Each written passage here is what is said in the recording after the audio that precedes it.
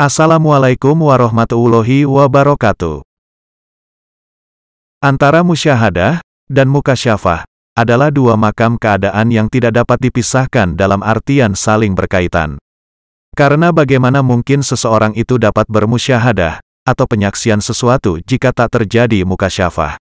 Dan bagaimana mungkin dapat terjadi mukasyafah atau tersingkapnya tabir jika tidak adanya musyahadah atau penyaksian? Mukasyafah berasal dari kata kasaf atau terbuka tirai, yaitu tersingkapnya tirai penghalang yang telah menghalangi seorang hamba dengan Tuhannya. Tersingkapnya tabir atau penghalang antara seorang hamba dengan Tuhannya, seperti yang disebutkan dalam Al-Quran yang artinya, maka kami singkapkan tutup atau yang menutupi matamu, sehingga penglihatanmu pada hari ini sangat tajam. Quran Surat Qaf ayat 22. Menurut istilah tasawuf, disebutkan bahwa kasaf adalah tersingkapnya tabir yang menghalangi hati seorang hamba, karena telah bersinarnya cahaya ilahi di dalamnya, ketika hati itu telah dibersihkan. Lalu tampaklah di hati pengertian-pengertian menyeluruh sebagai hasil dari ma'rifah Allah, atau pengenalan kepada Allah. Kasaf, dalam pandangan Imam Al-Ghazali disebut sebagai fana fit tauhid. Dengan demikian, fana dalam pemahaman Imam Al-Ghazali adalah kefanaan kolbu, yaitu hilangnya kesadaran kolbu tentang dirinya, karena tersingkapnya hakikat realitas. Sehingga yang tinggal dalam kesadaran hanya yang esa. Imam Al-Ghazali kemudian mengatakan, bahwa hati itu mempunyai dua pintu. Satu pintu terbuka ke arah alam malakut, atau alam gaib, yaitu lauhul mahfuz, dan alam kemalaikatan atau alam ruhani. Adapun pintu yang kedua, terbuka ke arah panca indera, yang berkaitan dengan alam dunia fisik, yang merupakan cerminan apa yang ada di alam kemalaikatan atau lauhul mahfuz.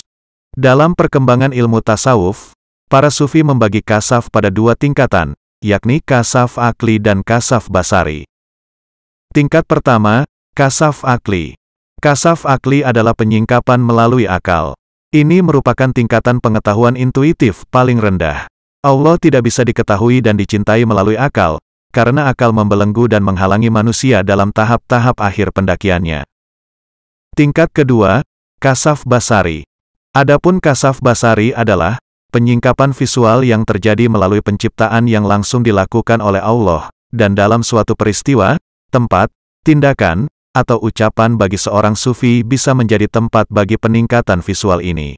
Allah adalah yang maha mutlak. Dia adalah keindahan dan keagungan. Melalui makhluknya, Allah bisa mengungkapkan dirinya pada hambanya lewat salah satu nama keindahannya, yang akan menimbulkan kemanisan dan kesenangan, atau lewat salah satu nama keagungannya yang akan melahirkan ketakziman dan ketakutan. Begitulah kasaf, kondisi di mana hati seseorang bersih bening, sehingga dengannya bisa melihat, dan menyaksikan apa yang selama ini terhijab oleh dosa dan materi keduniaan. Sekarang kami jelaskan arti dan hakikat musyahadah. Musyahadah adalah penyaksian atas ketersingkapan hijab yang nyata, yang tidak lagi butuh bukti dan penjelasan, serta tak ada lagi imajinasi maupun keraguan sedikitpun. Dikatakan juga, syuhud, itu dari penyaksian yang disaksikan, dan tersingkapnya wujud.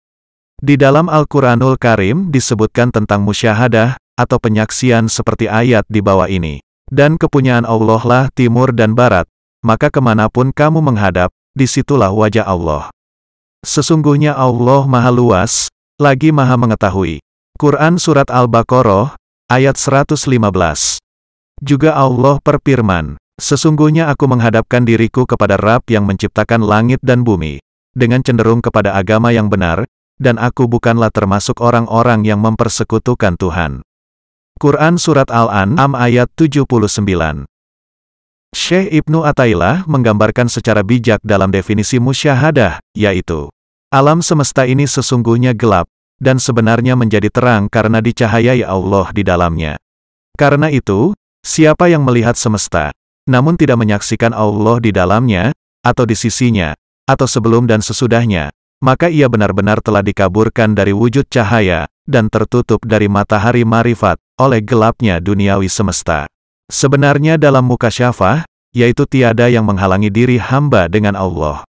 Namun yang menghalangi adalah prasangka hamba itu sendiri, karena dia berprasangka adanya sesuatu selain Allah. Allah sesungguhnya tidak bisa dihijabi oleh apapun. Karena jika ada hijab yang bisa menutupi Allah, berarti hijab itu lebih besar dan lebih hebat dibanding Allah. Dalam hal ini, Syekh Ibnu Athaillah menyatakan dalam kalimat mutiaranya, bagaimana Allah dapat dihijab oleh sesuatu, sedangkan Allah itu lebih nyata dari segala sesuatu. Bagaimana Allah itu dapat dihijab oleh sesuatu, sedangkan Allah lah yang menjadikan segala sesuatu. Dan bagaimana Allah dapat dihijab oleh sesuatu, sedangkan jika tidak ada Allah, maka tidak ada sesuatu.